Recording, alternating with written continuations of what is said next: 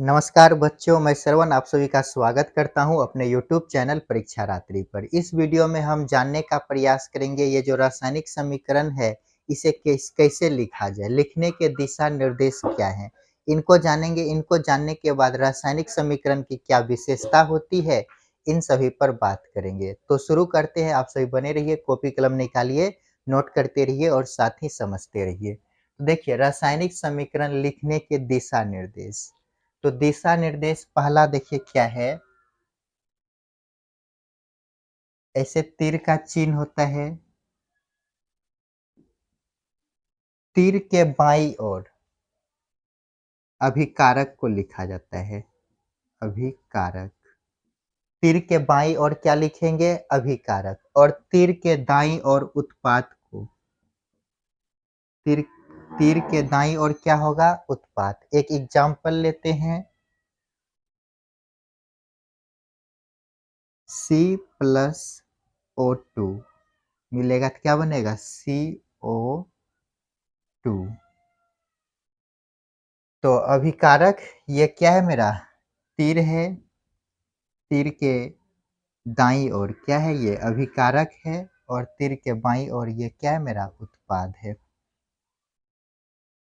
और उसके बाद दूसरा क्या करेंगे हम? रासायनिक समीकरण को संतुलित करेंगे। रासायनिक समीकरण को संतुलित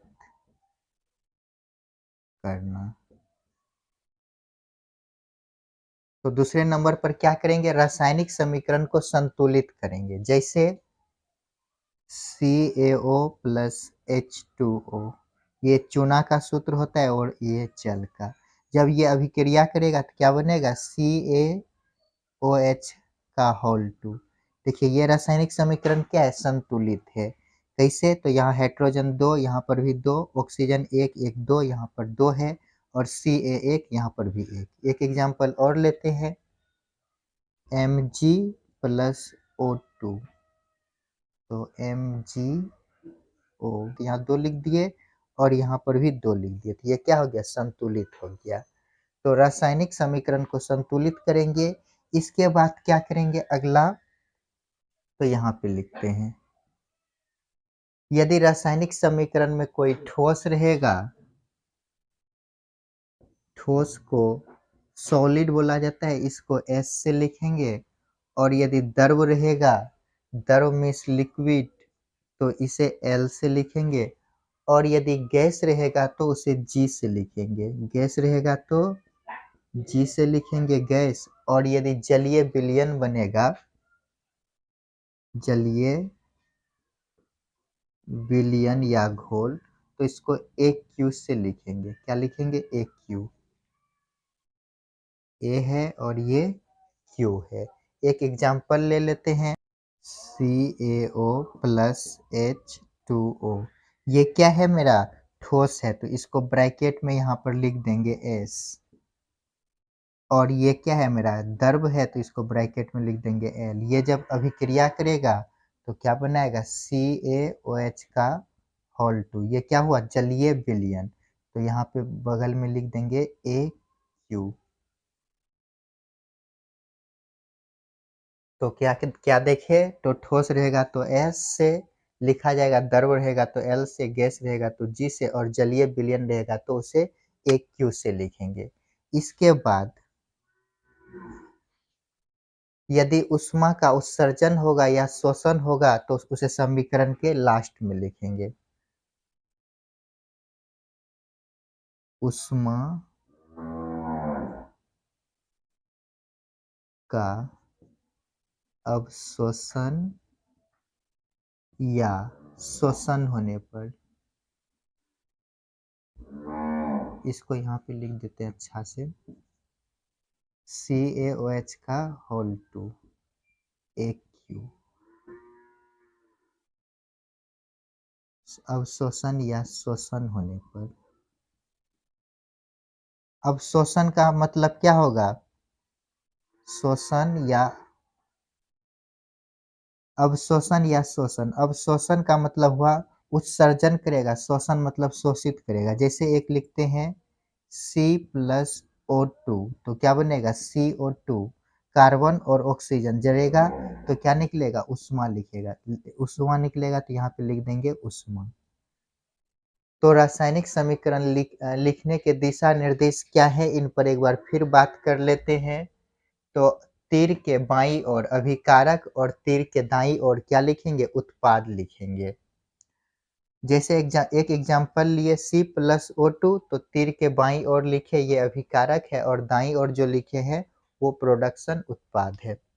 रासायनिक समीकरण को संतुलित करेंगे दूसरे नंबर पर। जैसे एक यहाँ पे संतुलित किए Mg+O2 क्या हुआ MgO, यहाँ पे ऑक्सीजन 2 है तो यहाँ 2 दे दिए, यहाँ पर भी 2 दे दिए, संतुलित हो गया। और यदि कोई रासायनिक समीकरण में ठोस, द्रव और गैस भाग लेगा तो ठोस रहेगा तो S से बगल में लिख देंगे, जान जाना है, और द्रव रहेगा तो L से, और गैस रहेगा तो G से, जलीय विलयन रहेगा तो AQ से लिखेंगे।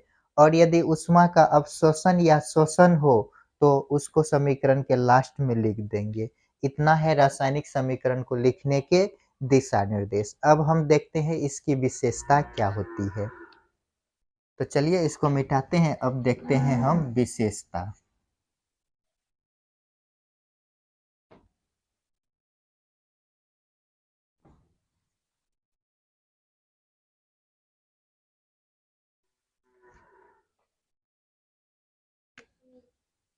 रासायनिक समीकरण की विशेषता, इसकी विशेषताएं क्या हैं, इन पर एक बार गौर कर लेते हैं। तो रासायनिक समीकरण जो होता है इसकी विशेषता नंबर फर्स्ट देखें तो ये अभिकारक और उत्पाद की संपूर्ण जानकारी देती है। कैसे, तो हम एक एग्जांपल लेते हैं C+O2 तो क्या बना CO2। तो यहाँ पे क्या देख रहे हैं, ये यहाँ पे ऑक्सीजन, यहाँ पे कार्बन है, यहाँ पर ऑक्सीजन है, जब मिला तो क्या बना CO2 कार्बन डाइऑक्साइड। तो अभिकारक और उत्पाद की क्या देता है, संपूर्ण जानकारी। ये क्या है मेरा अभिकारक, और ये क्या है उत्पाद।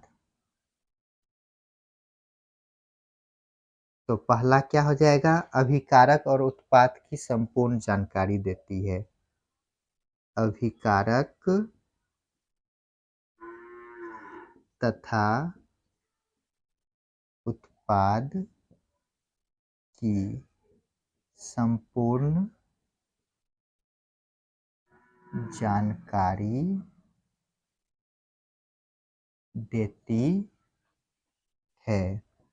अब देखिए दूसरा विशेषता क्या है, तो रासायनिक समीकरण से अभिकारक और उत्पाद की भौतिक अवस्था के बारे में जानकारी मिलती है। तो पदार्थ की भौतिक अवस्था की जानकारी मिलती है। कौन सा जानकारी मिलेगा, भौतिक अवस्था की जानकारी मिलेगा रासायनिक समीकरण से। कैसे, तो देखिए H2+O2 क्या बनेगा H2O। ये क्या है, गैस है तो यहाँ G लिख देंगे, और ये भी गैस है तो यहाँ पर G लिख दिए। ये H2O जल बना लिक्विड तो इसको L से लिख दिए। तो क्या देखें, इसकी भौतिक अवस्था की जानकारी मिलती है, ठोस है या द्रव है या गैस है। इसके बाद देखिए तीसरा पॉइंट, रासायनिक समीकरण ऊष्माक्षेपी है या शोषी, उसकी जानकारी मिलती है। ऊष्माक्षेपी या ऊष्माशोषी की जानकारी मिलती है।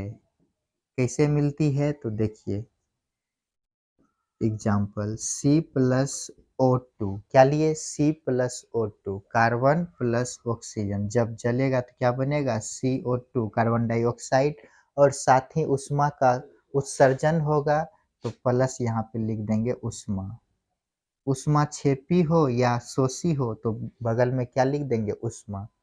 तो ऊष्मा शोषी में क्या होता है अवशोषित करता है ऊष्मा को और ऊष्मा छेपी में ऊष्मा को उत्सर्जित किया जाता है। तो इनको नोट कीजिए। तो दोस्तों आज के लिए इतना ही, मिलते नेक्स्ट क्लास में जिसमें हम देखेंगे रासायनिक समीकरण को संतुलित कैसे किया जाता है। ये संतुलित करने वाले सवाल हर एक बोर्ड एग्जाम में लगभग 5 नंबर का 5 गो पूछा जाता है, जिसको हम 10-12 एग्जाम्पल के थ्रू समझने का बेहतर प्रयास करेंगे। तो आज के लिए इतना ही, मिलते हैं नेक्स्ट क्लास में। वीडियो देखने के लिए धन्यवाद।